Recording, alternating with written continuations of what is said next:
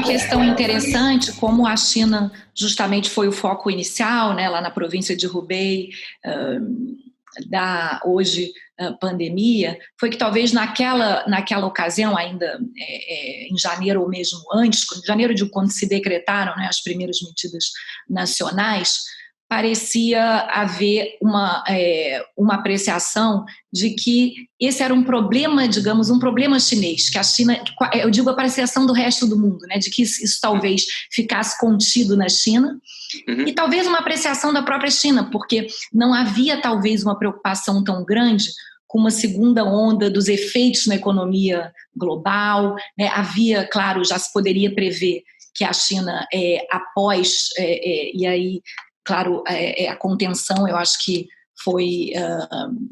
deu-se de acordo talvez mais bem sucedido do que podia se esperar no início, não é? Pelo menos na situação atual ainda na China, mas talvez ainda não se tivesse toda a perspectiva de que aquilo iria expandir para uma pandemia. Então a China concentrou todos os esforços realmente, né, no isolamento, contou aí com a colaboração da população, e agora se vê saindo da crise, enquanto que o resto do mundo, ou pelo menos eu digo da fase, né, mais aguda da crise médica, enquanto o resto do mundo está entrando. Então, aqueles efeitos, a China tomou medidas, não é, econômicas, já eu entendo que agora é uma fase, você me corrigirá, entendo que agora já começa a ver, é uma segunda fase de acentuar as medidas econômicas, né, uma vez que a disseminação está contida. Então, mas o que está acontecendo agora é que não é só para mitigar ou para compensar o que aconteceu no passado, mas também aí o risco de uma segunda onda relacionada no futuro, por exemplo, a um declínio das exportações chinesas e todos os efeitos que vêm também de uma recessão no resto do mundo. Mas seria bem interessante entender como, e eu digo isso em relação talvez às autoridades chinesas não terem tomado, como alguns veem pelo menos, medidas tão amplas quando têm sido tomadas no Ocidente, não é? Inclusive comparando, por exemplo, com a crise, não que seja de mesma natureza, mas com a crise de 2008, né? Então, há aí muitos analistas, né, que veem que há espaço para mais medidas econômicas agora, não é, na China, mas mesmo dentro das medidas aí que já foram tomadas, tanto fiscais quanto monetárias, como de transferência de renda direta, seria interessante compartilhar com a gente como foi no dia a dia para fazer, por exemplo, nós no Brasil agora temos estão sendo nesse momento, não é, planejadas ações de como fazer os recursos chegarem àquelas camadas, não é, em que têm empregos informais, não é, as camadas, aos trabalhadores informais e de renda menos favorecida. Então, como foi? Em particular, me chama sempre a atenção, a China tem um grande número de trabalhadores migrantes, não é, que dependem do sustento no dia a dia. Como é que vocês fizeram para que eles pudessem passar esses últimos 2 meses de crise, para a população sobreviver esses últimos 2 meses? Realmente, a parte dos migrantes, nós chamamos migrantes camponeses, né, que tem mais ou menos 250 milhões de pessoas lá na China, que voltaram para as suas terras natais para passar o Ano Novo Chinês e depois ficaram impedidos de sair para voltar ao seu lugar de trabalho, né? E estão passando por muita dificuldade. E, sobretudo, também as pequenas e micros empresas, setor privado, são as áreas provavelmente mais afetadas por as medidas de uma, eu não diria paralisação, mas um contingenciamento, né, das atividades econômicas. Mas desde o início, quando ainda nos meados de fevereiro, quando o governo central tentou a implementar uma série de medidas anticíclicas para tentar, assim, não atrapalhar muito a nossa atividade econômica, um dos pontos fugais é justamente para ver quais são os meios que o governo central e os governos locais podem fazer em conjunto para auxiliar os migrantes trabalhadores o setor privado e as micros e pequenas empresas. E eu até fiz uma pesquisa, acho que desde meados de fevereiro até agora, já foram emitidas mais ou menos 50 políticas, medidas provisórias ou orientações, etc., de mais ou menos 20 ministérios da China, assim como o governo central, isso ao nível central, né, para tentar facilitar o trabalho, as atividades dessa camada. E, claro, nessa área nós temos medidas financeiras, nós criamos linhas de créditos especiais para o setor privado e as micro e pequenas empresas. E nós fizemos alguns arranjos para facilitar ou flexibilizar o pagamento de empréstimos concedidos a essas empresas, a esse setor privado, estender também o prazo de pagamento de empréstimo e também reduzimos, né, a taxa de juros de créditos para micro e pequenas empresas, para que não haja uma quebra de fluxo de caixa, né, dessas empresas. E outra área que nós trabalhamos muito é tentar assegurar os empregos, porque com 2 meses parados é possível que muitos deles não vão conseguir manter os seus empregos.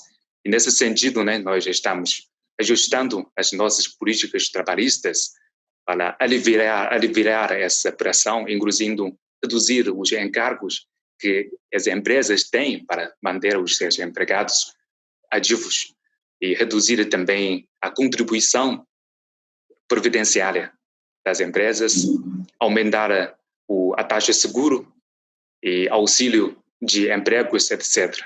E também estamos fazendo uma conexão direta entre as principais províncias, que são fornecedoras de trabalhadores migrantes, com as províncias no qual trabalham esses trabalhadores. Por exemplo, você sabe muito bem, como já trabalhou na China, Guangdong, Zhejiang, talvez sejam algumas das províncias em que atraem mais trabalhadores migrantes, enquanto Anhui, Hunan, Sichuan são as províncias que exportam mais trabalhadores migrantes. E o governo central está fazendo um esforço para coordenar as políticas dessas províncias, no lado de oferta e no lado de procura, demanda, para que essas províncias possam fazer algumas políticas ou segurar os trabalhadores migrantes a trabalhar de forma temporária nas suas províncias de origem, montar alguns projetos temporários, né, para que, acho que mais ou menos 3 milhões de trabalhadores consigam achar um trabalho informal, não é temporário, nas suas províncias de origem, em vez de voltar. E agora, com a retomada gradual das atividades econômicas, estamos facilitando o fluxo ordenado dos trabalhadores na sua volta para as suas províncias de trabalho, né? E estamos também tentando desburocratizar alguns processos burocráticos para que as cadeias de produção e as cadeias de logísticos sejam mais fluidos nesse momento. Mas, enfim, acho que ainda é um trabalho que exige muito esforço e exige também uma coordenação muito estreita entre o governo central e os governos provinciais.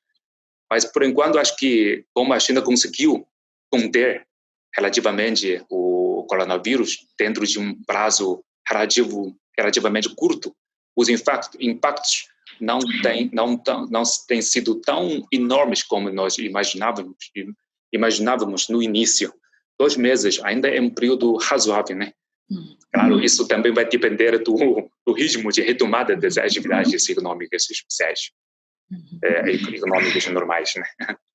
É interessante você mencionar essa que, claro, ao contrário do Brasil, ou diferentemente, né, do Brasil, a China não é uma federação, é um país centralizado, mas em que, ao longo, não é, da história de centralização, inclusive de recursos e de coletas, foi sempre bastante forte.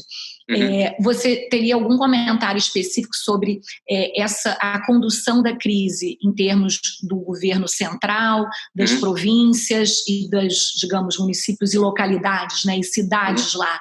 Houve alguma coisa em termos de distribuição de tarefas, eu digo, para além do funcionamento normal? Você vê, pode-se dizer que tudo emanava digamos, do governo central. Como é que se deu, se você tem alguma coisa para compartilhar sobre isso? Não, e como falou, cada país tem a sua própria realidade diferente, né? Uma coisa pode funcionar bem na China, mas não necessariamente em outro país.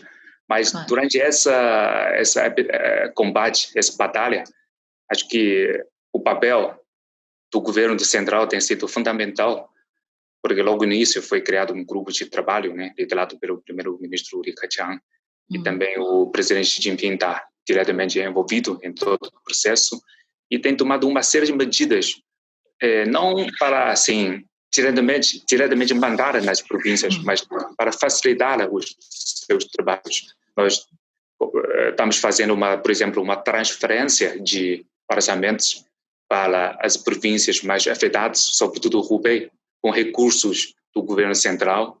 E também conseguimos, por exemplo, quando o Hubei passou por seu pior momento, o governo central decidiu indicar uma província para ajudá-la, cada município lá em Hubei. Isso tem sido fundamental também. E dessa forma, nós conseguimos mobilizar 46 mil médicos para Hubei, o que foi fundamental para que o Hubei saia dessa tragédia, né? Ou seja, acho que a mobilização só pode partir do cima para baixo, né? Senão vai criar alguns conflitos desnecessários, né? E claro, cada província tem a sua própria vantagem e desvantagem. E nessa tragédia, cada província lá na China também mostra uma qualidade, uma capacidade de governança muito desnivelada. Algumas províncias conseguiram responder melhor, algumas não. Mas nesse processo, o importante é que cada província também pode aprender com os outros, sempre com o conselho e a ajuda do governo central. Isso também tem sido uma mobilização vertical, né? Para além daquela mobilização vertical que parte do governo central. Portanto, estamos pouco a pouco conseguindo, né, fazer uma mobilização abrangente, tanto vertical como horizontal, sempre no bom espírito, ou no consenso de que é importante combater o coronavírus, primeiro combater o vírus, depois vamos tentar retomar as atividades econômicas e comerciais.